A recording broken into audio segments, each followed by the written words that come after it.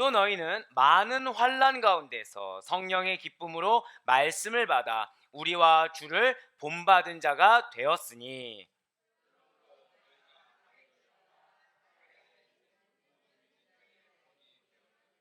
함께요. 주의 말씀이 너희에게로부터 마게도냐와 아가에만 들릴 뿐 아니라 하나님을 향하는 너희 믿음의 소문이 각처에 퍼졌으므로 우리는 아무 말도 할 것이 없노라.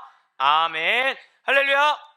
네, 주님께서 너무 사랑하시는, 그리고 무엇보다 주님을 사모하심으로 거룩한 믿음을 가지고 수요 은혜 예배에 함께 오시는 모든 성도님들을 주님 환영하고 축복합니다. 우리 좌우옆에 있는 분들한테 좀 이렇게 인사하실게요. 여호와 라파의 손길이 함께 하십니다. 네. 자, 우리 한 번 더 인사하실 때, 자, 성령님과 동행합시다 라고 인사하시면 좋겠습니다.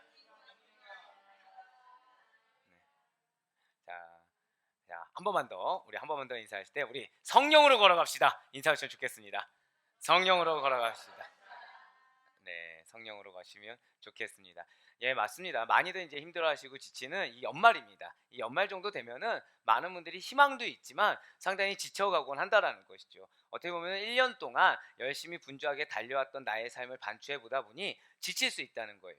그래서 이 다음 연도 2024년도를 바라보는 소망과 희망보다는 지금 내가 겪고 있는 어려움이라든지 아직 해결되지 않는 문제들이 나를 짓누르곤 한다라는 것입니다. 하지만 그럴 때 주님께서 우리를 치유하심을 믿으시기 바라겠습니다. 여호와 라파엘이라는 것은 이것이 단순히 육신만 치유하는 것이 아니라는 거예요. 저 일단 고백하실게요. 나의 영성, 나의 심령. 네, 그렇습니다. 나의 영성과 나의 심령까지 해결해 주시고 치유하시는 하나님이 여러분과 함께 하신다는 사실을 반드시 믿으시길 바라겠습니다. 네, 그 가운데 주님께서 항상 동행하시고 주님과 함께 걸어가는 여러분들의 길을 주님께서 축복해 주신다는 것이죠. 예, 그럼 우리에게 주님께서는 이 수요 은혜 예배 가운데 데살로니가전서 강해로 은혜 받는 귀한 시간을 지금 허락해 주고 계시다라는 거예요. 자, 복습의 시간을 한번 가져보도록 하겠습니다. 데살로니가전서 크게 몇 가지 주제가 있다고 혹시 기억하십니까? 네, 감사합니다. 두 가지. 네, 너무 크게 얘기해 주셔서. 네.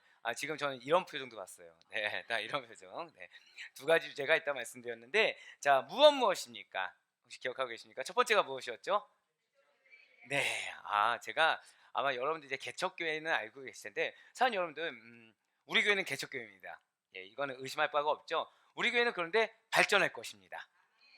사실은, 지금 이제 외부 활동을 하다 보면, 흐름이라는 게 보이는 경우가 있어요. 사실은 이제 어떤 영적 흐름이라든지 어떤 이제 연락이라든지 이런 걸 받고 그다음에 겉면의 말이라든지 이런 걸 듣다 보면 우리 교회는 죄송합니다. 이게 하나님께서 함께 하시는 교회구나. 네, 우리 교회는 이렇게 많은 영혼들을 붙여주고 계시구나라는 것을 사실은 확신하게 됩니다. 실제 그걸 또 증거를 보게 되다 보니까. 그런데 중요한 것은 하나님께서 우리가 개척교회라는 것은 잊지 말라고 하셨다는 것이죠. 이것이 무엇이겠습니까? 개척교회에 대한 첫 시작의 마음을 놓치지 말라는 겁니다. 개척교회에 대한 첫 시작에 대한 정신을 놓치지 말라는 것이죠. 개척교회는 하나님을 붙잡지 않으면 안 되는 교회입니다. 개척교회는 하나님이 전부가 되지 않으면 안 되는 교회라는 거예요. 여러 가지 일상의 부족함이 있을 수 있어요. 하지만 저 따라 고백하실까요? 천수답의 은혜.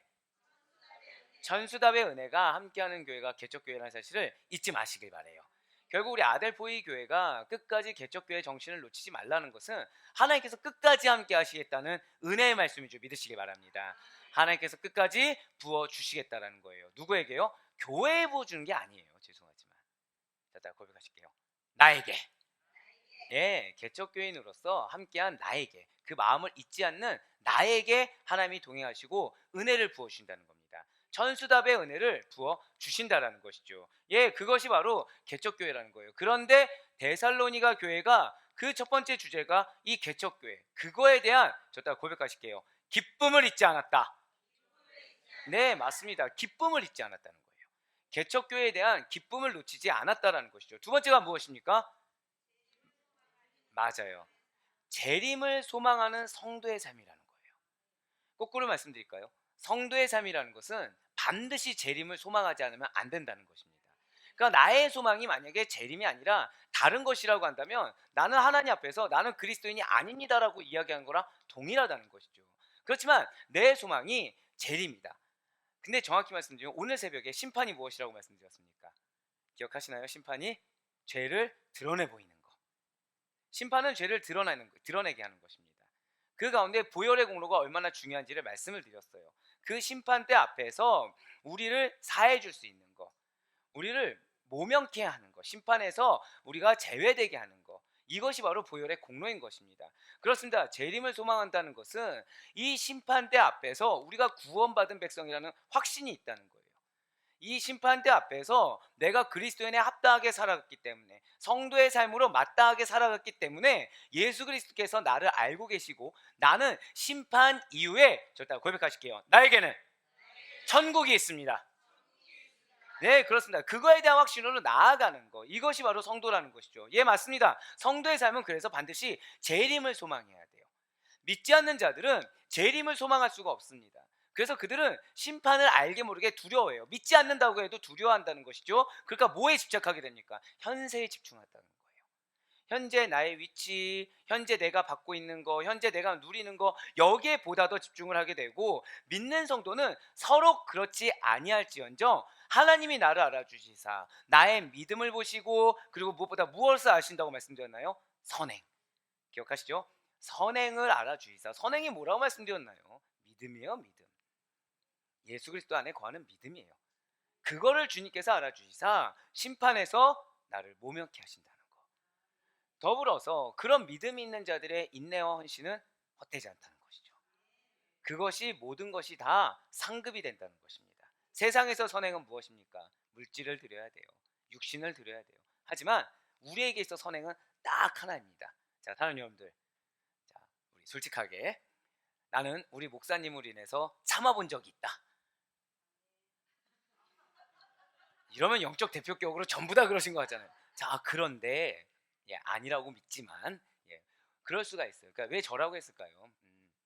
저라고 얘기하면 이렇게 웃으면서 얘기할 수가 있습니다. 근데 여러분들 마음 가운데 이 사람이 붙여준 영혼이라는 걸 너무나도 잘 알아요.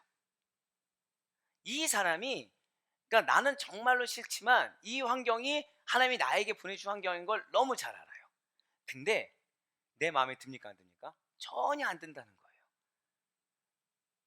근데 여기서 나는 참았어요. 이게 동기가 하나님이 무서워서든 아니면 왠지 그래야 될 것 같아서든 투철한 사명이든 참았어요. 이것이 선행입니다. 하나님은 그걸 선행으로 여겨주신다는 거예요. 그게 무엇이다? 상급이 되어가고 있다는 거죠. 근데 사단은 여기서 포커스를 그렇게 두게 하지 않는다는 것입니다. 사단 포커스를 나에게 두게 한다는 거예요. 그러나 여러분들 기억하시기 바랍니다. 지금 성도의 삶은 뭐라고 나왔나요? 재림을 소망한다. 결국 성도의 삶은 나에게 포커스를 맞추는 것이 아니라 나의 이 모든 것이 헛되지 아니하고 상급이 있다. 이것이 나에게 천국의 삶을 보장해 준다 라는 것에 대한, 저 천국에 대한 소망을 가지고 나아가는 자들, 이것이 바로 믿는 성도라는 것입니다. 그래요, 우리 아델포이 교회는 개척교회입니다. 개척교회의 초심을 잊지 않는 가운데 우리 사랑하는 성도님들 역시도 하나님께서 허락하시는 기쁨, 이 땅 가운데 나에게 갖는 기쁨이 아니에요. 네, 오늘따라 제가 제일 많이 들은 말이 있습니다. 유난히 피곤해 보이신다. 유난히 힘이 없어 보이신다. 당연히 없겠죠. 당연히 없겠죠. 근데 전 지금 어때 보이십니까? 힘이 없어 보이십니까? 근데 뒤에서 또 그런 말 하더라고요. 저래 놓고서 올라가면 힘이 넘쳐서 빠바바바바바. 네. 근데 중요한 것은 힘든 여건들도 많고 마음이 어려울 만한 일도 많으며 걱정할 거리들도 너무 많습니다. 사실은. 왜냐하면 너무 많이 사랑을 받다 보니, 우리가 하나님의 사랑을 받으면 뭐가 있다고 말씀드렸어요? 공격이 있다고 말씀드렸죠. 근데 믿는 성도는 어디에 포커스를 두는 것입니까? 사랑받는 거에 포커스를 둔다는 거예요. 공격의 포커스가 아니라. 자, 근데 중요한 것은 힘듦에도 불구하고 그 사랑받는 거에 포커스를 두니 무엇이 있겠습니까? 기쁨이 있다라는 거예요. 절대 고백하실게요. 반드시 기대하겠습니다. 맞습니다. 기대할 수밖에 없다는 거예요. 기대하고 그 가운데 기쁨이 가득할 수 있으며, 그렇기 때문에 우리는 재림을 소망하는 성도로서 그에 합당한 삶을 살아가는 여러분과 저라는 거, 이것이 우리의 본질이라는 사실을 잊지 않을 수 있는 우리가 될 수 있기를 간절히 소망합니다. 그 가운데 사도 바울이 데살로니가서 교회 성도들에게 했던 칭찬이 있다라는 거예요. 그것은 무엇입니까? 믿음의 역사가 있는 것이 칭찬입니다.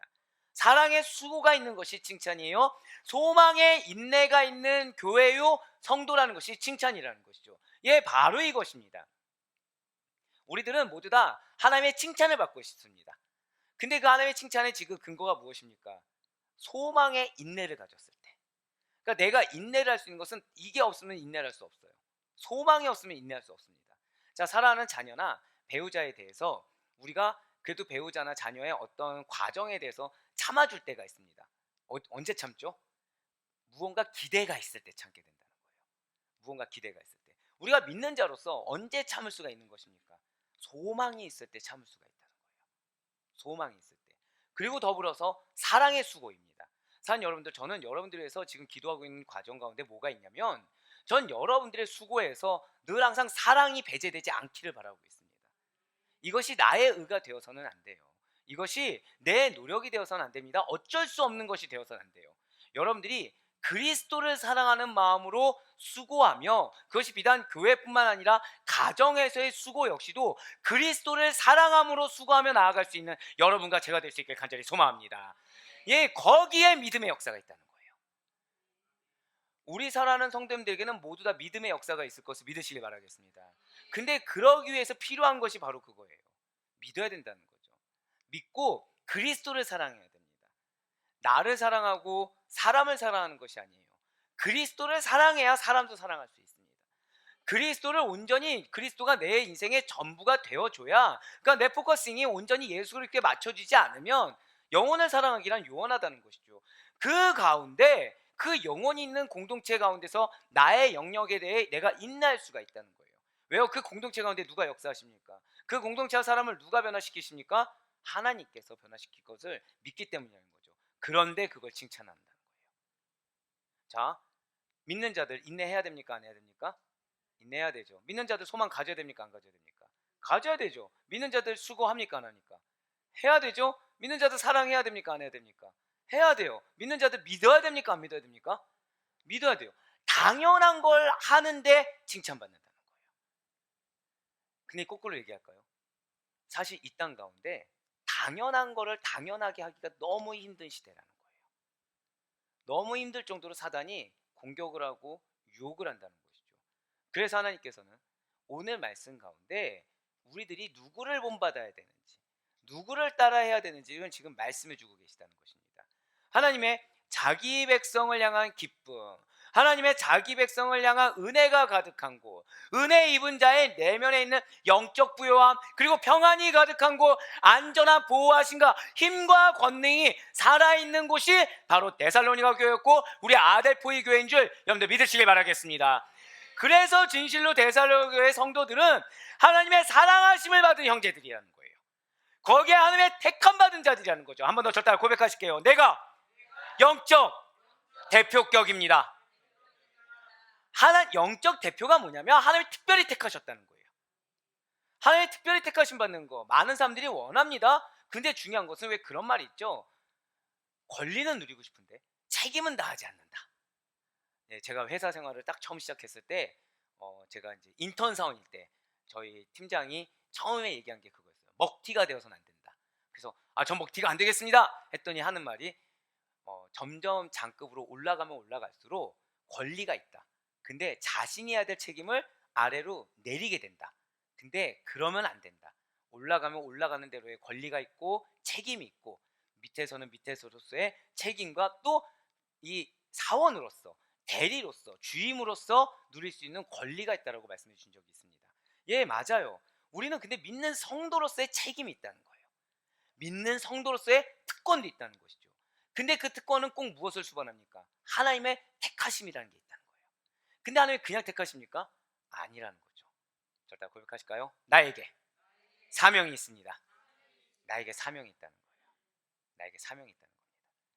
이 사명에 대해서 사단은 계속해서 공격을 가하는 거죠. 결국 사명 리꼬르 충성, 충성 리꼬르 상급인데 사명 리꼬르 충성에서 개입합니다. 충성 리꼬르 상급에서 개입을 해요. 무엇으로 개입할까요? 의심으로 개입한다는 거죠. 그럼 뭐가 없는 거예요? 믿음의 역사가 없게 한다는 것입니다. 하지만 여러분들은 하나님께서 친히 택하신 영적 대표라는 사실을 잊지 마시길 바래요. 영적 대표는 상급이 큽니다. 영적 대표는 역사도 큽니다. 하지만 여러분들 경각심을 가져야 될 게 있어요. 공격도 커요. 공격도 큽니다. 헤어나오기가 쉽지가 않아요. 예, 이렇게 얘기할 수 있는 건 경험담이겠죠. 예, 공격이 큽니다. 그렇지만 그것을 믿음으로 이겨냈을 때 오는 축복과 하나님의 놀라운 역사라는 것은 감히 어떻게 세상의 물질과 세상의 것으로 할 수 없다는 사실을 여러분들 반드시 믿으시길 바래요. 예, 맞습니다. 데살로니가 교회 성도들이 바로 그러한 자들이라는 거예요. 하나님의 사랑하심을 받은 형제들이고 하나님의 거룩한 택하심을 받은 자들로서 저 따라 고백하실게요. 사도 바울의 본을 따라 행하는 자, 그들이 데살로니가 교회 성도들이었다는 거예요. 다른 누굴 따라하지 않습니다. 사도 바울이 어떻게 했는지 그 본을 따라 행했다는 거예요. 데살로니가 교회 성도들이 본을 따라서 따라 행하던 사도 바울이 어떤 자였습니까? 분명 하나님을 핍박하던 자였어요. 하나님을 대적하였던 자였던 것이 맞습니다. 하지만 지금은 주를 위해 생명까지 내어줄 정도의 신실한 주의 일꾼이 바로 사도 바울의 본질이라는 거죠. 그런 그가 신생 개척교회들마다 하는 말이 있었다는 거예요. 그것이 무엇입니까? 나를 본받으라. 나를 본받으라. 다른 누구를 본받지 말고 나를 본받으라. 그래서 사도 바울이 고린도전서 11장 1절 말씀을 통해서 이렇게 말을 하고 있습니다. 우리 다 같이 고린도전서 11장 1절 말씀을 나에게 주시는 바울의 메시지로 알고 다 같이 읽겠습니다. 시작. 그리스도를 본받는 자가 된 것 같이 너희는 나를 본받는 자가 되라. 지금 사도 바울이 뭐라고 이야기하고 있나요? 내가 그리스도를 본받는 자로서 살아가는 것처럼 너희도 나를 본받아라. 너희도 그리스도만을 본받으라는 거예요. 그러니까 믿는 자는 예수 그리스도를 본받는 자들이지 다른 미혹하는 자들, 세상을 본받는 자들이 아니라는 것이죠. 더불어서 너희가 나를 본받는 자가 되도록 나는 끝까지 그리스도만을 본받겠다라는 사도 바울의 또 하나의 다짐이 된다라는 것입니다. 그렇습니다. 진실로 사도 바울은 복음에 합당한 삶을 살아가던 자였어요.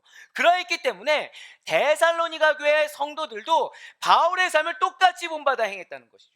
그러니까 이것이 바울 입장에서는 굉장히 큰 무게감이자 굉장히 큰 부담감이었을 것입니다. 그렇지만 바울은 그걸 기뻐했다는 거예요. 왜요? 자신 역시도 데살로니가 교회 성도들로 말미암아 믿음의 길에서 이탈하지 않을 수 있습니다.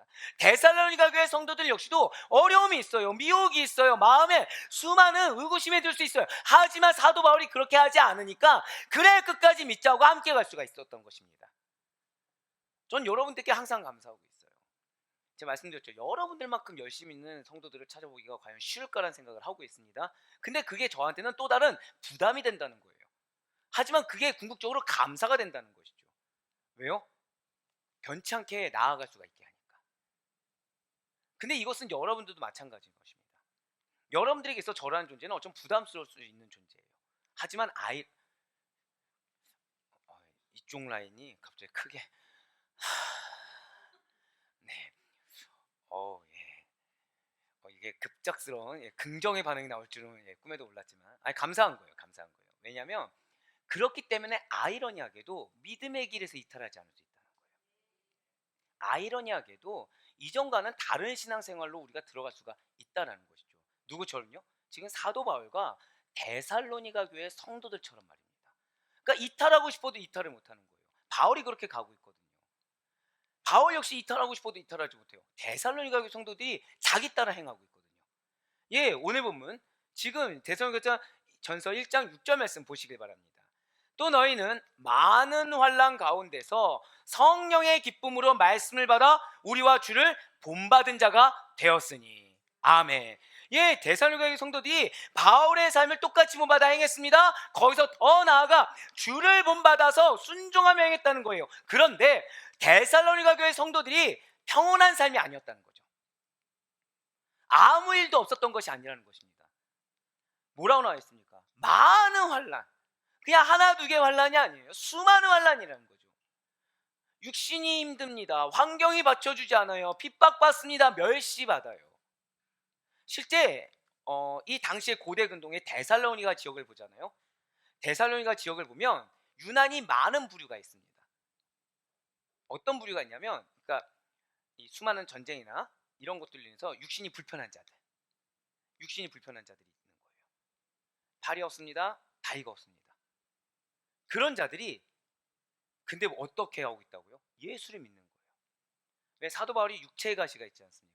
육체의 가시가 있음에도 불구하고 주를 섬기는 그 모습에 자기도 그대로 따라 섬기고 있다는 거예요. 근데 환경적으로 어떻습니까? 멸시받는 거예요. 멸시받고 핍박받습니다. 스스로의 삶 가운데 육신이 낫습니까? 안 낫습니까? 절대 나은 일이 없어요. 환경이 나아집니까? 안 나아집니까? 안 나아져요. 그런데 지금 여기 답이 나와 있죠. 6절 말씀에 뭐라 나와 있죠? 많은 그런 환난 가운데서 무엇으로 말씀을 받았다고요? 성령의 기쁨. 사는 여러분들, 저는 여러분들에게 하나님이 말씀을 항상 통해 사랑을 증거하고 있음을 여러분들 믿길 바란다고 말씀을 드렸어요. 말씀을 주신 것이 우리의 사랑의 증거입니다. 근데 여기서 포커스가 있어요. 내가 말씀이 안 받아들여진다. 이때는 빨리 성령님을 의지하시기 바랍니다. 성령님을 의지하셔야 돼요. 이거 왜 이런 말씀을 드리냐면, 이게 중직자, 어떤 때 이런 일이 벌어지냐면 중직자들이 이제 세웁니다. 세우고서 직분자 교육을 할 때 여기서 시험 드는 분들이 꼭 존재하세요.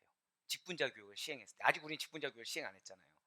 이게 제가 있었던 충영교회가 됐든 뭐 양구가 됐든 어디가 됐든 직분자 교육이 있는 곳이라면 직분자 교육을 했을 때 이 말씀과 부딪히는 현상이 생깁니다. 자, 이분은 어떤 분일까요? 절대 고백하실게요. 부딪히는 자는 크게 쓰임 받을 자이다. 이걸 기억하셔야 돼요. 하나님이 크게 쓰실 자이기 때문에 이 말씀에 부딪히게 합니다. 워낙 가진 달란트가 뛰어난 자다 보니까 이 말씀 가운데 부딪히게 된다는 거예요. 이성적으로, 경험적으로 부딪히게 된다는 거죠. 근데 이때 우리가 전적으로 누구를 의지해야 된다고요? 오늘 말씀에 무엇으로 말씀을 받아? 성령의 기쁨으로. 그러니까 성령님이 지금 나를 얼마나 기뻐하시는지가 회복되는 게 우선입니다. 이거 회복은 무엇으로 되는 것입니까? 오직 믿음으로 되는 거예요. 내 환경의 해결, 그리고 내가 지금 목표로 바랐던 거, 이걸로 인해 기뻐할 수 있는 것이 아니라 성령님은 무엇으로 기뻐하시죠? 오직 믿음이라는 겁니다. 그러니까 성령의 기쁨이 회복돼야 되는 것입니다. 그러면 그때 나에게 있는 이 말씀이 부딪힘의 말씀이 아니라, 절대 고백하실까요? 나에게 능력의 말씀을 허락하셨다. 그걸 기억하셔야 됩니다. 능력의 말씀을 허락하신 거예요. 근데 이 능력의 말씀이 나에게 뭐가 되고 있는 거예요? 성령의 기쁨이 아니라 세상이나 나 이제 개인이나 인본주의로 빠지게 되면 이게 나에게 부담감이 되고, 이것이 나로 하여금 마음을 어렵게 하는 공격의 도구처럼 느껴지게 된다는 것이죠. 하지만 아닙니다. 지금 성령의 기쁨으로 말씀을 받았다는 거예요. 예, 지금 많은 환난 가운데 육신적으로 어렵습니다. 환경적으로 어려워요. 그리고 무엇 하나 지금 마음을 편하게 할 수 있는 것이 없어요. 그런 환난을 받은 데살로니가의 성도들이, 우리 즉 사도 바울과 그의 동역자들이 함께 될 수 있었던, 즉 주를 본받은 자들이 될 수 있었던 근거가 무엇입니까? 성령의 기쁨으로 말씀을 받았기 때문에, 바로 이러한 성령님께서 주시는 기쁜 마음을 가지고 말씀을 순적하게 받은 데살로니가의 성도들은 환난이 극심해지는 환경의 어려움을 극복하고 상급을 누릴 수가 있었다는 거예요. 그들이 표대로 삼고 나아가야 하는 예수 그리스도를 닮아야 된다는 이 포커싱을 놓치지 않고 올곧은 믿음의 길을 중단 없이 전진하며 나아갈 수가 있었다는 것이죠. 사는 여러분들, 제가 여러분들에게 바라는 게 항상 있어요. 무엇이냐면 멈춰서는 안 됩니다. 멈춰서는 안 돼요. 지금 하나님이 이 말씀을 묵상하게 하실 때 필연적으로 같이 병행해서 보게 하는 말씀이 있습니다. 어디일까요? 네? 그렇게 너무 순적한 대답을, 사도행전을 보면 참 좋겠지만 요한계시록을 보게 됩니다. 질책받은 교회들, 그 중에 라오디게아 교회를 보게 하시는 거예요. 라오디게아 교회가 어떤 교회죠? 차갑지도 뜨겁지도 않은 교회. 사단이 공격하는 게 바로 그런 거라는 거예요. 적당한 신앙, 적당한 헌신, 그냥 이 정도면 족하다고 여길 만한 것들, 그 정도에 머무르게끔 계속 주장한다는 거죠. 계속. 그래서 오히려 말씀 가운데 부딪히게 해요. 부딪히고 무엇을 택하게 합니까? 나는 이 정도. 내 영역을 계속 정하게 한다는 거예요. 근데 그 결과 무엇입니까? 라오디게아였어요. 근데 지금 데살로니가를 보시길 바래요. 데살로니가는 중단하지 않았습니다. 계속해서 전진했어요. 환경이 받쳐줬어요? 안 받쳐줬어요? 전혀 안 받쳐줬습니다. 개인적으로는요? 전혀 안 받쳐줍니다. 어떤 마음적으로는요? 위로할 만한 구석이 하나도 없어요. 그런데 영적으로 들어갔더니 위로 천진 거죠. 영적으로 들어갔더니 기쁨 천진 것입니다. 영적으로 들었더니 확신 천진 거예요. 다 내 건 거예요. 다. 누가 주신 것입니까? 성령님이 그 기쁨으로 이 말씀이 어떻게 나에게 능력이 될 것인지를 확신하게 하셨다는 거예요. 결국 라우디아 교회를, 이게 고대 근동사를 보면은 라우디아 교회는 한 가지가 없었습니다. 무엇이 없었을까요? 능력의 말씀이 없었어요. 말씀을 받지 않습니다. 말씀을. 그러니까 말씀이 선포돼요. 근데 말씀이 항상 연기처럼 흩어져 나가는 교회. 말씀 외의 것에 집중하는 교회. 그렇습니다. 성령님이 우리 마음에 내주하시면 그분으로 인한 기쁨이 찾아오신다는 사실을 기억하시길 바래요. 혹시 여러분들 마음 가운데 기쁨을 상실하는 경우가 있습니까? 그때는 빨리 성령님을 의지하셔야 됩니다. 기쁨을 상실하는 이유를 찾으려고 해서는 안 돼요. 그 이유는 우리에게 수만 가지, 수천만 가지가 있을 수 있습니다. 그거는 굉장히 타당해 보이고 합리적으로 느껴집니다. 하지만 계속해서 말씀드리죠. 믿음은 합리성이 아닙니다. 자, 저 어떻게 합리적입니까 지금? 저 합리적이지 않아요. 근데 제가 목사니까라고 하기에는 다른 목사들과 비교해보면 어떻습니까? 물론 훌륭하신 목사님들도 많지만 아닌 분들하고 비교해봤을 때도, 근데 저의 비교 대상은 그런 분들이 아니겠죠. 누가 비교 대상입니까? 주신 말씀이 비교예요. 주신 말씀. 왜 그렇게 할까요? 두려워서. 두려워서. 무엇이 두려울까요? 맡겨진 양들이 두려운 거예요. 여러분들의 영혼을 맡기셨는데 하나님이 주신 사명을 온전히 감당하지 못했을 때 그 영혼이 어떻게 될지가 두려운 거예요. 왜요? 나에게 맡겨주셨으니까. 근데 그 영혼들을 내가 케어할 수 있는 방법은 무엇입니까? 제가 케어할 수 있는 게 없어요. 말씀. 두 번째 무엇이죠? 성령의 기쁨인 거예요. 성령의 9가지 열매 중에 무엇이 있습니까? 바로 기쁨이, 희락이 포함되어 있다는 것이죠. 사도 바울이 이렇게 증거합니다. 갈라디아서 5장 22절의 말씀입니다. 오직 성령의 열매는 사랑과 희락과 화평과 오래 참음과 자비와 양성과 충성과. 아멘. 사랑하는 아데포교회 성도 여러분들, 혹시 여러분들 희락을 느끼고 계십니까? 아니면 내 마음 가운데 기쁨이 상실되고 자꾸 무언가 다른 것이 보이고 다른 것이 느껴지고 있습니까? 진실로 성령님이 주시는 기쁨은 외부의 환난을 극복하고도 남을 만한 것이라는 사실을 믿으시길 바래요. 그런데 이것을 여러분들에게 이미 허락해 주셨다는 거예요.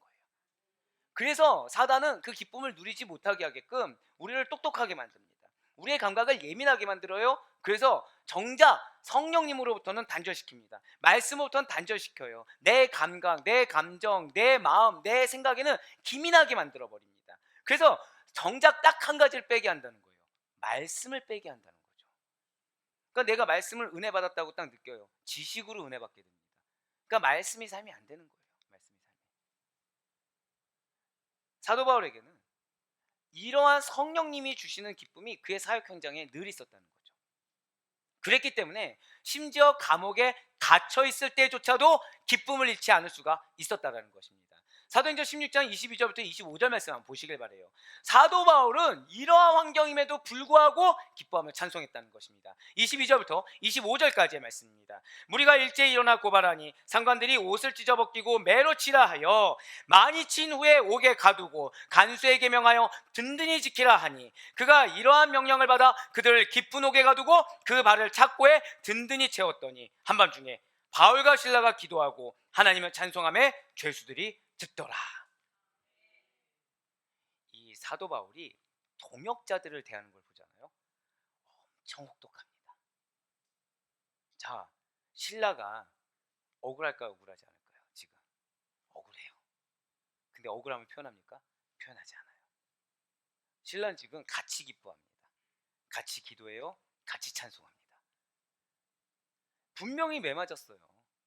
분명히 그래서 감옥에 꼼짝없이 갇힌 신세가 된 사도 바울입니다. 환경이 이렇게 최악으로, 이렇게 처절함에도 불구하고 그가 기뻐하며 그가 기도하고 그가 찬송하는 가운데 믿음의 동역자들까지 함께 할 수 있었던 것은 성령님이 그와 함께 하셨기 때문인 것입니다. 근데 그냥 함께 하신 게 아니에요. 사도 바울 자체가 성령님께 메인바되었기 때문이라는 거죠. 그래서 성령님께서는 그의 상한 마음과 형편을 초월할 기쁨을 선사해 주셨기 때문에 사도 바울은 어떤 환경에 있었어도, 어떠한 어려움에 있었어도 기뻐하고 기도하며 찬송할 수가 있었던 것입니다. 그래서 사랑하는 우리 성도 여러분들, 여러분들에게도 이 사도 바울과 동일하게 성령님께서 부어주시는 영적인 기쁨이 가득함을 믿고 놓치지 마시길 바라겠습니다. 기도할 때 그런 기도를 드릴 때가 있어요. 하나님, 저는 제 양이 누려야 될 거를 못 누리는 꼴을 못 보겠습니다. 가져야 되는데 이거를 자기가 가지지 못하는 안타까운 일이 제발 없었으면 좋겠습니다. 예, 맞아요. 지금 여러분들에게 허락된 것은 기쁨입니다. 근데 이 기쁨을 막기 위해서는 사단은 무수히 많은 공격을 한다는 거예요. 근데 여러분들 분별할 수 있는 건 딱 하나입니다. 이게 중심이 나냐 아니면 하나님이냐. 자, 그리스도인은 인본주의입니까 신본주의입니까? 신본주의. 여기서 이미 답은 나왔죠. 내가 중요합니까 하나님이 중요합니까? 하나님이 중요해요. 하나님이. 사실은 지금 몸 상태가 하면 안 되는 상태예요. 사실은. 느끼더라고요 확실히. 근데 오히려 지금도 혹독합니다. 예, 오히려 지금도 혹독해요. 근데 이걸 포기를 못 하겠는 이유가, 그럼에도 불구하고 순종으로 나아갔을 때 계속해서 역사가 보여주고 있어요. 계속해서 이루어가고 베풀어 주시고 응답하시는 것이 무엇인지 보여주십니다. 근데 여기서 얄미운 게 있어요. 지금 제 제1 기도 제목은 무엇이죠? 제1 기도 제목은 무엇입니까? 성전 아니에요. 전 성전보다 더 중요한 게 영혼이라고 말씀드렸잖아요. 네? 성령 충만. 할렐루야. 그쵸? 성령 충만 받아야죠. 그러니까 우리 사랑하는 성도님들, 특히나 처음부터 시작한 분들이 다 응답되길 바라요. 그래서 우리가 한마디로 하나님 앞에 항변조차 못할 정도로 이렇게 응답되지 않았습니까? 라는 그걸 듣기를 원하죠. 근데 됩니까 안 됩니까? 누구는 되고 누구는 안 되고 얄미운 거예요. 이게 약오른 거예요. 근데 중요한 거는 하나님이 역사하세요 안 하세요? 또 하는 건 보여주는 겁니다. 이런 일이 왜 벌어질까요? 왜 여러분들 때로 그런 거 느낄 때 있잖아요. 나는 응답이 안 된 것 같아요. 근데 옆에는 응답이 돼요. 지금 나는 지금 힘들어요. 지금 이쪽에서 갑자기 쓰는 숨을 갑자기 짓기 시작하셨는데, 나는 지금 힘들어 죽겠는데 옆에는 지금 무언가 이제 상황이 나아진 것처럼 보여져요. 뭐 물질이 되었든 관계가 되었든 나아진 것처럼 보여요. 이런 거 경험해 보시지 않습니까? 이런 일이 왜 벌어질까요? 이런 일이. 중요한 것은 누가 응답됐냐 안 됐냐가 중요한 게 아닙니다. 하나님이 나로 하여금 보게 하신 게 중요해요. 하나님 왜 보게 하시죠?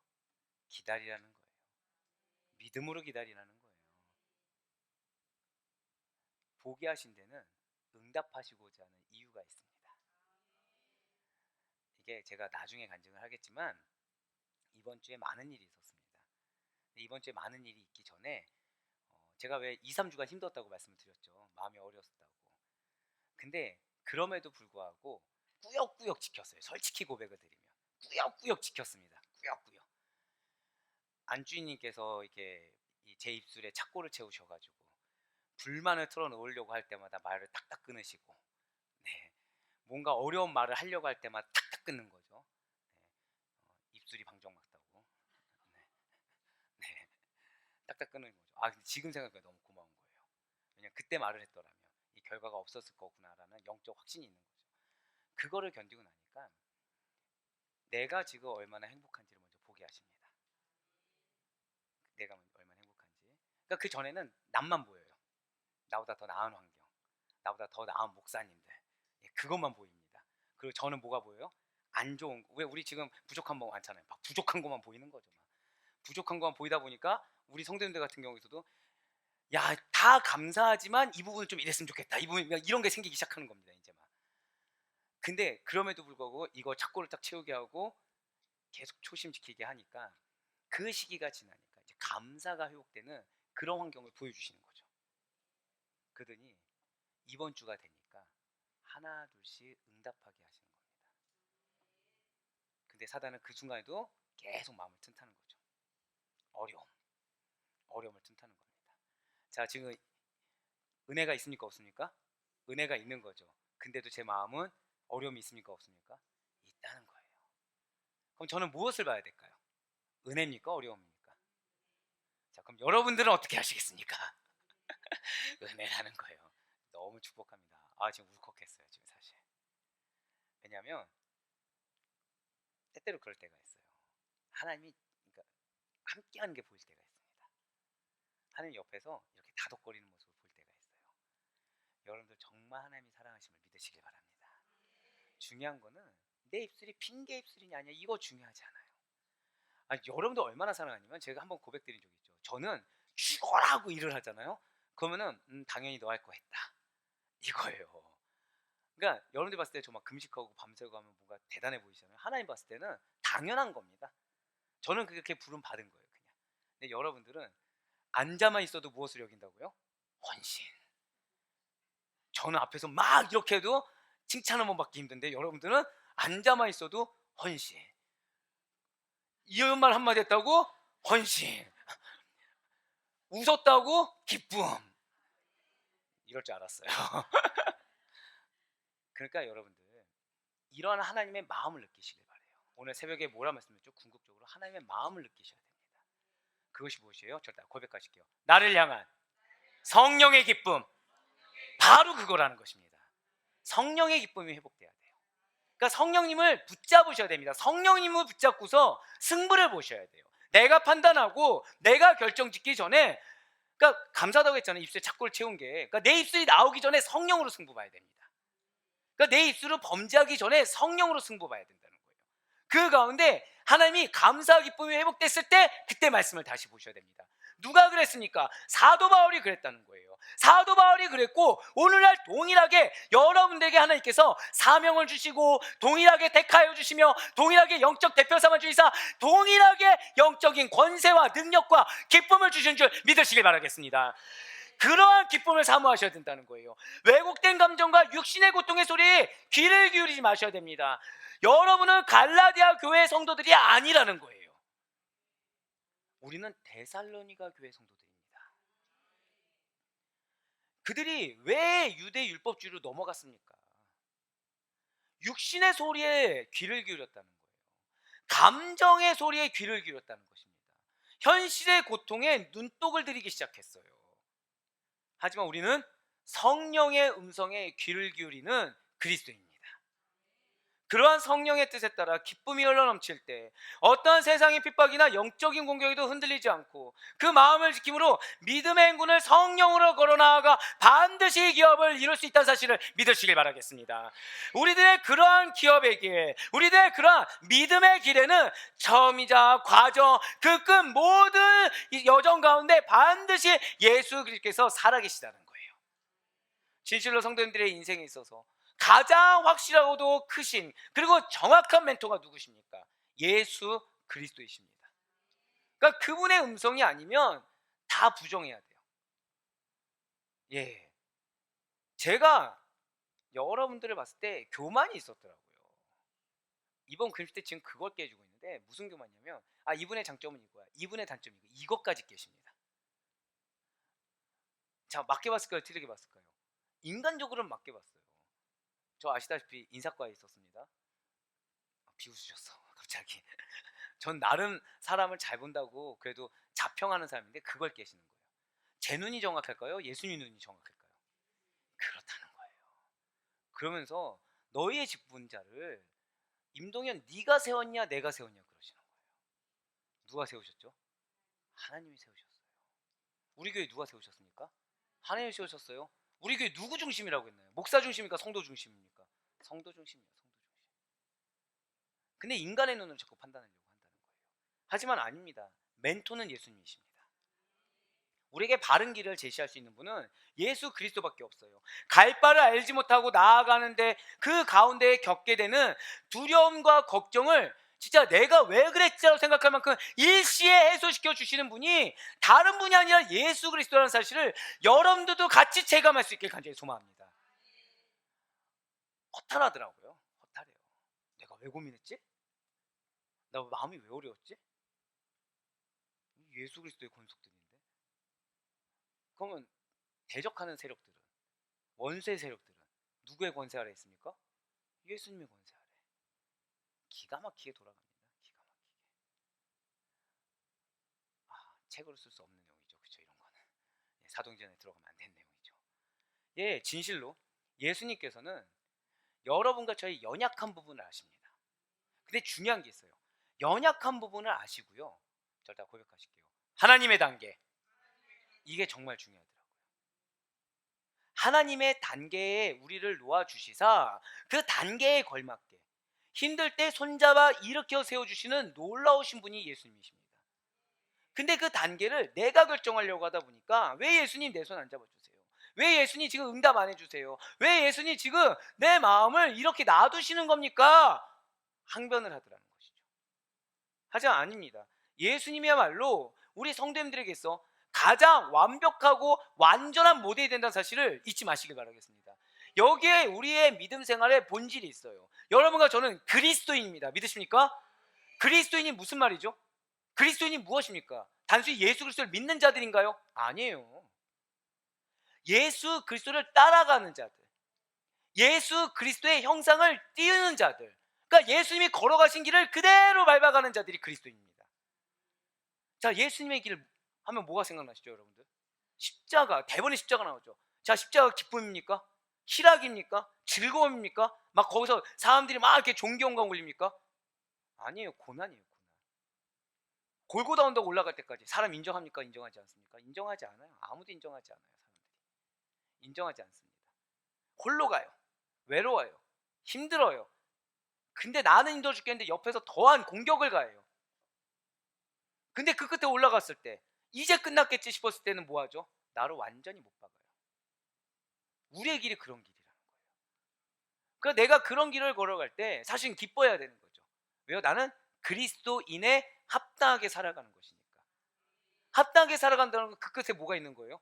상급이 있는 거거든요. 근데 사단은 그 틈에 딱 틈 타서 누굴 보게 하죠? 인간적인 나를 보게 한다는 겁니다. 인간적인 시각으로 보게 하고요. 인간적인 마음으로 보게 하고, 그때 또 들리는 얘기는 기가 막힐 정도로 인간의 얘기만 들리게 해요. 아까 제 입술에 이제 착고를 채운 그분이 있었다 말씀드렸죠. 제 마음에 제일 원망은 누굴까요? 그분이 되더라는 거예요. 무슨 생각이 들까요? 하나가 돼서 가야 되는데 남편의 어려움은 알아주지도 않고 지금 이래서 내가 목회를 제대로 하겠어? 이런 마음이 드는 거예요. 정상입니까? 비정상입니까? 비정상이죠. 근데 그때 비정상일 때 드는 말씀이 있더라는 것입니다. 무슨 말씀이죠? 마가복음 말씀. 하필이면 제가 여러분들에게 많이 드리는 말씀 중에 하나. 기도 외에는 이러한 것들이 나갈 수가 없느니라. 너무 감사한 건 뭐냐면 여러분들 덕분에 반강제적으로 말씀에 풍성한 늪에 빠져 있고 메인바 되다 보니까 정말 위험한 순간에 말씀이 튀어나오는 것입니다. 그 순간 뭐 했을까요? 기도가 나왔다는 거예요. 기도가. 왜요? 말씀이 기도였으니까. 기도하니까 제 상태에 대해서 보게 되는 거죠. 야, 내가 미쳤구나. 내 개척교회 초심 잃지 말자고 해놓고서 정작 어려운 상황 때문에 내가 이걸 놓쳤구나. 자, 어려울 때 누구 붙잡아야 되죠? 하나님 붙잡아야 되는데 내 생각 붙잡고 그거에 대한 반응을 나를 알아주길 바라는 마음으로 원망의 마음을 가졌구나.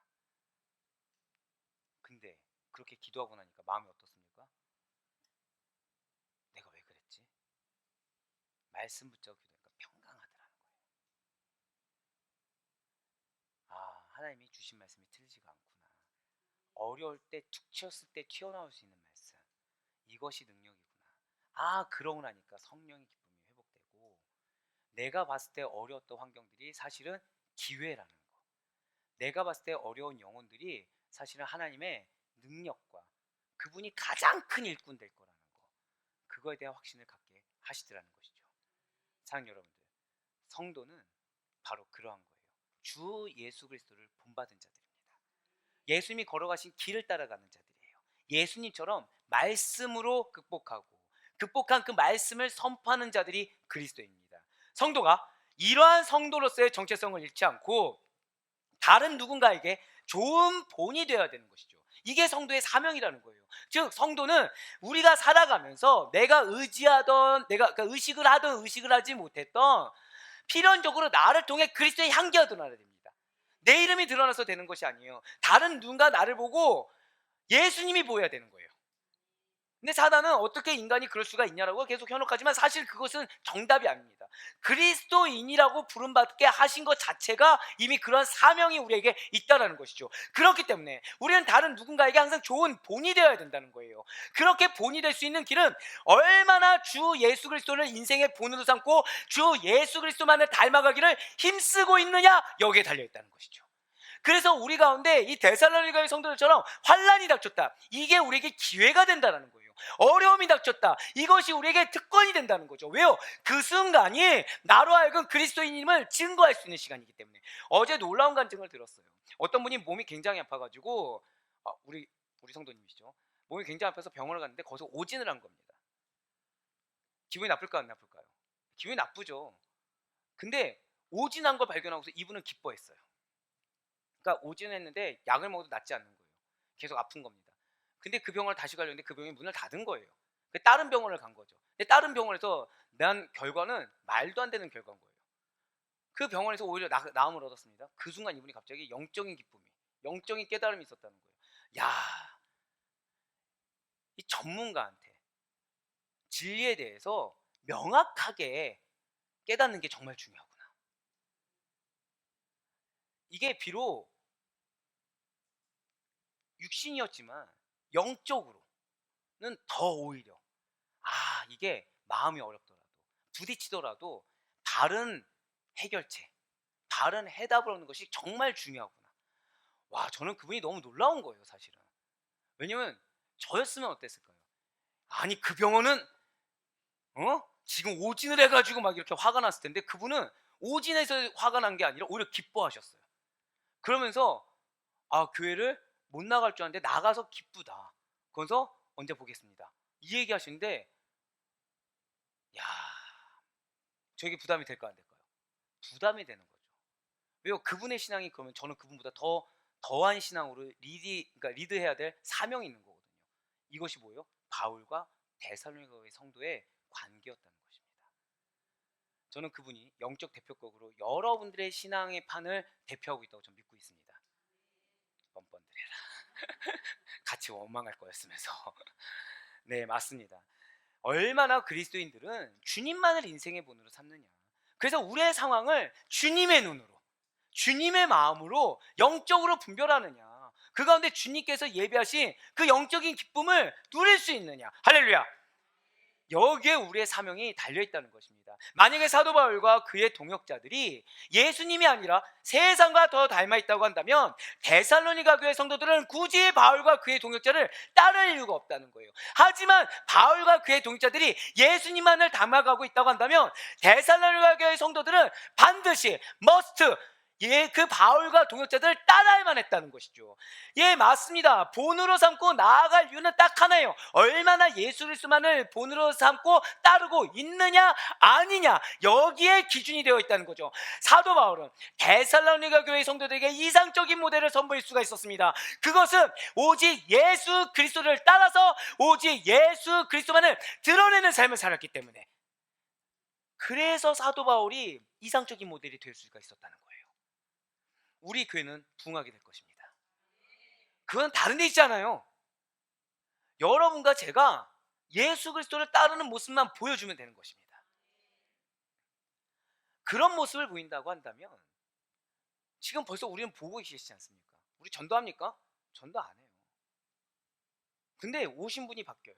그러니까 그 주변 분이 오세요. 근데 그분 딸이나 아들이 와서 또 거기서 예수님을 만나요. 솔직히 고백드리면 초등부를 생각을 안 했습니다. 저희 딸이 있지만 저희 딸은 그냥 중고등부나 유치부로 보내려고 했어요. 그때 지난주 어떤 일이 있었죠? 그 전주에 펑펑 울고 나가던 애가 나 이 교회 좋아. 일주일 만에. 인간적으로 생각하면 골치가 아픈 겁니다. 지금 이 장소도 지금 협소하고 이 부교육자도 지금 그럼 뭐야, 한 명이 더 필요한 건데 지금 이거 어떡하나. 근데 영적으로 보면은 기뻐할 일인 거죠. 여러분들의 놓인 고민거리는 영적으로 보면 기뻐할 일입니다. 사도 바울이 그걸 보여줬어요. 여러분들이 보여야 할 모습은 바로 그런 모습인 것입니다.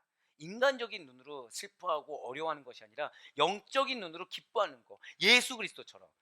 그 가운데 여러분들을 통해서 임동현이나 죄송합니다, 김영도가 드러나는 것이 아니라 대표격이니까 네.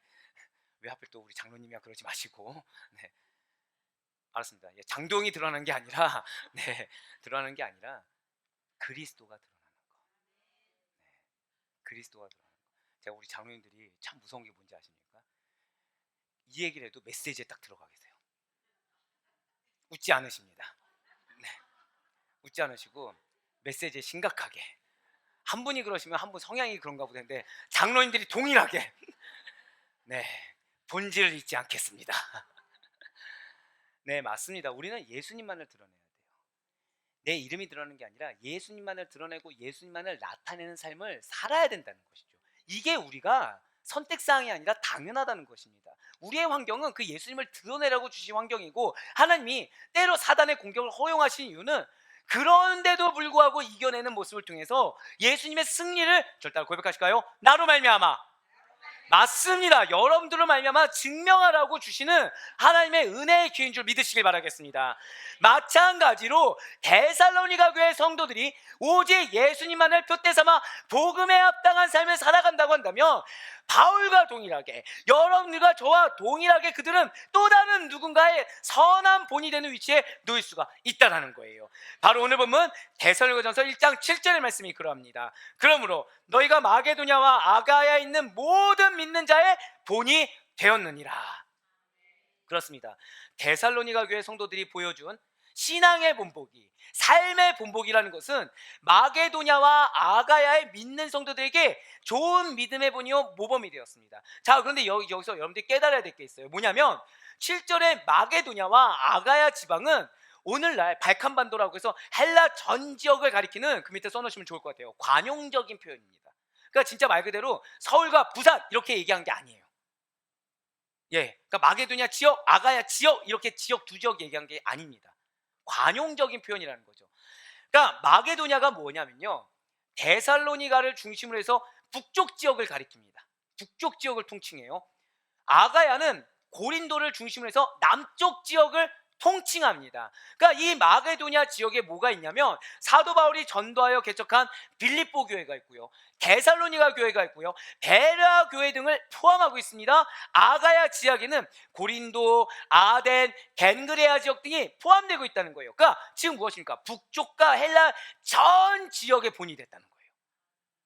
그러니까 이들이 마게도냐 지역에서는 본이 됐고, 그러니까 오늘날 따지면 서울에서 본되고 부사에서 본이 됐지만 뭐 대구나 광주에서는 본이 되지 않았다, 이런 게 아니라 서울 전 지역, 부산 전 지역, 즉 한국 땅 전체에 우리 아델포이가 본이 되었다, 이런 말씀이라는 거예요.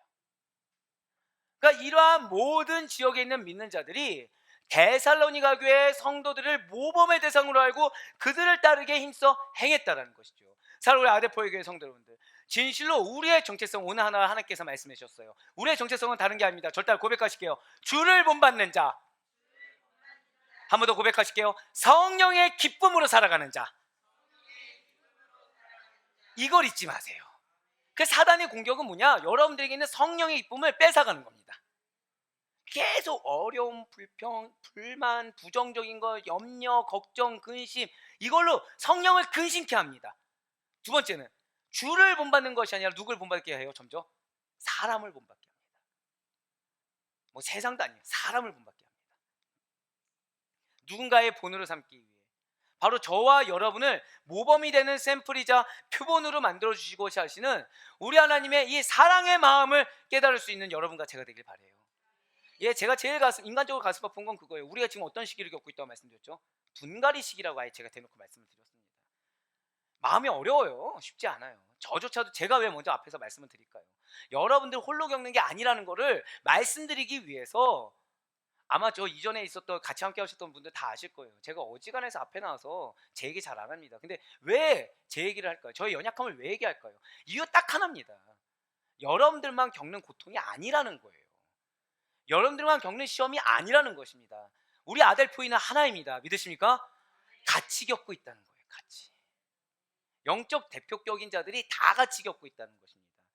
맞아요. 우리가 분갈이를 하는 이유, 우리로 하여금 문제가 드러나서 나를 부인하지 않으면 안 되는 환경과 여건을 허락하시는 이유, 내 심연에 깊숙한 곳을 알게 하시고 그 깊숙한 곳에 자리 잡은 것이 사실은 신앙이 아니라 죄악됨을 알게 하시고 드러나게 하셔서 우리의 마음을 옥토로 기경하는 작업을 하시는 이유가 바로 여기 있다는 것이죠. 진실로 하나님께서는 여러분과 저를 택하여 주셨습니다. 믿으십니까? 그래서 택함받은 우리로 하여금 이 세상의 많은 자들의 선한 분이 되게 하시고요, 여러분들 통해 변화의 큰 도구로 사용되기를 원하신다라는 거예요. 이러한 크고도 중요한 사명은 내 생각, 내 감정, 내 답으로는 불가능해요. 오직 하나님의 정답만이 필요합니다. 정답이 누구에게 있다고요? 하나님께 있다는 거예요. 그러한 하나님의 정답을 따라서 순종할 때만이 온전히 그 사명을 다하는 자로서 기업을 이룰 수가 있는 겁니다. 그리고 좀 더 쉽게 말씀드릴까요? 순종하면 순종할수록 트러블이 적어집니다. 그냥 차라리 내가 나를 포기하면 포기할수록 빨리 회복이 빨리 오고 그 시간이 빨리 해결됩니다. 그러니 오직 예수님만을 따르겠다는 결심이 우리의 결심의 전부가 되기를 간절히 소망합니다. 이제 마지막으로 데살로니가전서 1장 8절의 말씀 보시길 바래요. 주의 말씀이 너희에게로부터, 자, 아까 7절에 분명히 뭐라고 나왔습니까? 그러므로 너희가 마게도냐와 아가야에 있는 모든 믿는 자의 본이 되었노라 라고 했는데, 주의 말씀이 너희에게로부터 마게도냐와 아가야만 들릴 뿐만 아니라, 그러니까 본이 되었는데 뭐가 증거된 거예요? 주의 말씀이 증거된 거예요. 하나님을 향하는 너희 믿음의 소문이 각처에 퍼졌으므로, 그러니까 그 말씀을 실천한 그들의 믿음의 행위에 대한 소문이 각처에 퍼졌다는 거죠. 그러니까 사도 바울과 동역자들이 아무 말도 할 것이 없는 거예요. 칭찬 외에는 할 것이 없는 것이죠. 그렇습니다. 주의 말씀이 데살로니가 교회에서 마가도냐와 아가야 전지역에 퍼져나갔습니다. 여기서 주의 말씀이 무엇입니까? 사도 바울로부터 전달받은, 양육받은 복음이라는 거예요. 데살로니가 교회 성도들은 그들의 삶을 변화시켜 주었던 힘과 능력의 말씀이라는 것을 결코 자신들의 것만으로 간직하지 않았다는 것이죠. 여러분과 저에게 허락된 말씀이 무엇이라고요? 힘과 능력의 말씀이라는 거예요. 변화를 줄 수 있는 말씀, 축복을 줄 수 있는 말씀, 능히 승리하게 하는 말씀을 여러분과 저에게 허락하여 주셨다는 것이죠. 제가 경험했잖아요. 시험 들 때 무슨 말씀이 생각났다고요? 기도 외에는. 제가 원래 좋아하는 말씀이 이 말씀 아닙니다. 전 갈라디아서 2장 20절과 고린도전서 5장 17절 말씀을 제일 좋아해요. 근데 무슨 말씀이 생각났어요? 마가복음 말씀이 생각났더라는 거죠. 하나님의 말씀은 주실 땐 이유가 있구나. 내가 그 순간에는 나와 상관없다고 여겨지고, 나는 이게 우리 성도님들에게 주시고자 하는 메시지인 줄 알았는데, 이 말씀이 삶의 곳곳마다 역사해 주시는구나. 그러니까 그 말씀을 내가 새겨놓지 않고 그 순간마다 내가 어쨌든 받아들여 놓지 않으면 정작 그 시험의 상황에 내가 승리할 수가 없구나. 그걸 깨닫게 된다는 거예요. 힘과 능력의 말씀입니다. 그러니까 될 수 있는 한, 되도록 더 많은 이들이 듣고 믿을 수 있도록 데살로니가 교회 성도들은 스스로 복음 전파자가 되었다는 것이죠. 그런데 여기서 우리가 잊지 말아야 될 사실이 있다는 거예요. 그것은 지금 데살로니가 교회 성도들이요, 오랜 신앙의 연륜이나 경험 있는 자들이 결코 아니라는 거예요. 소위 자기 신앙이라는 것을 지키기조차 어려운 초신자들이 데살로니가 교회 성도들이라는 거죠. 그런 그들이 지금 전도의 사명, 선교의 사명을 잘 수행하고 있었다는 거예요. 그러니까 주의 말씀을 널리 전파하고 있었다는 거예요. 경험이 있어서 전파하는 게 아닙니다. 뭘 알아서 전파하는 게 아니에요. 지금 새벽마다 첫 메시지가 무엇이죠? 모세가 무엇의 역할을 감당하고 있었다고요? 통로. 그냥 그거예요. 복음의 통로. 배운 대로 그대로, 보여진 대로 그대로 행하는 거. 이런저런 생각, 이런저런 판단, 이게 아니라 사도 바울이 보여준 그대로, 진실로 그들의 복음에 대한 이런 순수한 열정이라는 것은 주변에 믿는 자들에게 좋은 모델링이 되었습니다. 그렇습니다. 데살로니가 성도들은 주변에 필연적으로 선한 영향력을 끼쳤어요. 좋은 평판을 얻는 가운데 복음을 힘있게 입술과 삶으로 전할 수가 있었습니다. 육신 힘들죠. 환경 받쳐주지 않습니다. 그래도 복음을 믿고 전하면서 그 가운데 하나님 주신 마음에 오롯이 순종했어요. 그랬더니 좋은 평판까지 따라오게 되었습니다. 오히려 그들에게 있어서는 그 시련과 박해를 뛰어넘는 순종행위가 있었다는 거예요. 이들이 이렇게 온전히 사명을 능히 잘 감당할 수 있었던 것, 좋은 평판까지 얻을 수 있었던 것은 것은 그들이 자신의 경험이나 인간의 지혜로 각색한 말씀이 아니라 순수하게 선포되는 그 말씀 그대로 받아들이고 그 주의 말씀을 그대로 전파했기 때문이라는 것입니다. 그래서 히브리서 기자는 이러한 주의 말씀에 대해서 이렇게 기록했어요. 바로 히브리서 4장 12절과 13절의 말씀입니다. 하나님의 말씀은 살아있고 활력이 있어 좌우의 날선 어떤 것보다도 예리하여 혼과 영과 및 관절과 골수를 찔러 쪼개기까지 하며 또 마음의 생각과 뜻을 판단하나니 지으신 것이 하나도 그 앞에 나타나지 않음이 없고 우리의 결산을 받으시리에 눈앞에 만물이 벌거벗은 것 같이 드러나니라. 여기서 또 뭐가 나왔어요? 심판이 나왔어요. 드러날 날이 옵니다. 하지만 중요한 것은 말씀, 보혈의 공로를 덧입은 자가 살아가는 말씀의 능력, 이것이 하나님 앞에 선행으로 드러나게 된다는 사실을 믿으시길 바랍니다. 사랑하는 우리 성도 여러분들, 우리가 잊지 말아야 될 것은 한 가지가 더 있어요. 여러분들 허락된 말씀의 소유자가 누구냐는 거예요. 여러분들 허락된 말씀의 소유자, 우리가 증거하는 말씀의 소유주를 분명하게 해야 된다는 거죠. 지금 그냥 말씀이 아닙니다. 누구의 말씀이라 나와 있죠? 주의 말씀이에요. 주의 말씀. 여러분들이 자녀가 회사에 취업을 했습니다. 회사 사장이 한 중요한 선물을 딱 준 거예요. 넌 이 선물을 잘 갖고 있어. 이 선물을 내가 달라고 할 때 줘야 돼 라고 했습니다. 그럼 그 친구는, 내 자녀는 그 선물을 어떻게 해야 되죠? 잘 보관해야 되죠. 잊지 않아야 되겠죠. 왜요? 회장이 찾을 때 가져가야 되니까. 회장이 언제 찾을까요? 중요한 때에 가져오라고 하겠죠. 그래서 얘는 내 후계자야 라고 얘기할 수 있는 그날이 오겠죠. 우리에게 허락된 말씀이 그런 거라는 거예요. 하나님 우리에게 허락된 것은 잊어버리라고 준 게 아닙니다.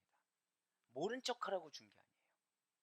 여러분들 하여금 그 말씀이 실제가 되라고, 여러분들 하여금 그 말씀을 반드시 드러내 보이라고 주신 말씀이고, 그래서 그 말씀이라는 것은 이렇게 회장이 이 중요한 것을 찾을 때가 오는 것처럼 반드시 드러날 때가 온다는 것이죠. 그때를 우리는 보통 뭐라고 얘기합니까? 내가 고난받을 때, 시험 들 때, 어려울 때, 그때 증명해 보이는 도구로 하나님이 허락해 주셨다는 거예요. 소유주가 누구라고요? 주님이십니다. 제가 왜 하나님 두려워서라도 내려놓지 못한다고 말씀드린 적 기억하시죠? 지금 저에게 말씀을 주신 이가 누구세요? 하나님이세요. 하나님이 주고 계신데 이걸 내려놓으면 전 지금 누구를 거부하는 겁니까? 하나님을 거부하는 거예요. 그러니까 여러분들을 책임지는 책임 이전에 하나님을 거부하는 행위를 제가 해버린다는 거죠. 예, 그건 얼마나 두렵겠습니까? 그러니까 나의 말이나 나의 의견, 나의 철학, 나의 사상, 나의 가치관이 들어갈 틈이 없다는 거예요. 나의 경험이나 나의 의견, 나의 판단도 아니라는 거죠. 어디 앞에서요? 하나님의 말씀, 주의 말씀 앞에서는 다른 게 다 헛되다는 것입니다. 우리가 아무리 말씀을 삶으로 전파한다고 해도 그 말씀이 인간의 것으로 될 수는 없다는 거예요. 여러분과 저의 입술, 여러분과 저의 삶으로 전파되는 것은 인간의 말, 인간의 행위가 아니라 거룩하고 전지전능하신 우리 하나님, 바로 예수 그리스도의 말씀이라는 사실을 잊지 마시길 바라겠습니다. 그래서 그것을, 말씀을 나에게 허락해 주셨는데 내가 이거를 잊어버리든가 내 마음속에 놔두고서 나는 그거와 별개로 내 생각과 내 판단 가운데 빠져 사는 것은 엄청 큰 죄악이 된다는 거예요. 사실은. 왜요? 주셨으니까. 나에게 주셨으니까. 그러니 우리의 자랑이나 우리의 생각이 틈타거나 드러나서는 안 되는 것입니다. 순수한 복음의 능력만이 드러날 수 있도록 그 말씀에 매이기 위해서, 자, 아까 성령의 기쁨에 매여야 된다고 말씀드렸습니다. 말씀, 주의 말씀에 매이기 위해서 아둥바둥할 수 있어야 돼요. 이걸로 승부를 볼 수가 있어야 됩니다. 데살로니가전서 1장 8절 후반절을 다시 한번 더 보시길 바라요. 지금 빨간색 표시된 걸 보시면 하나님을 향하는 너희 믿음의 소문이 각처에 퍼졌으므로 이렇게 나와 있어요.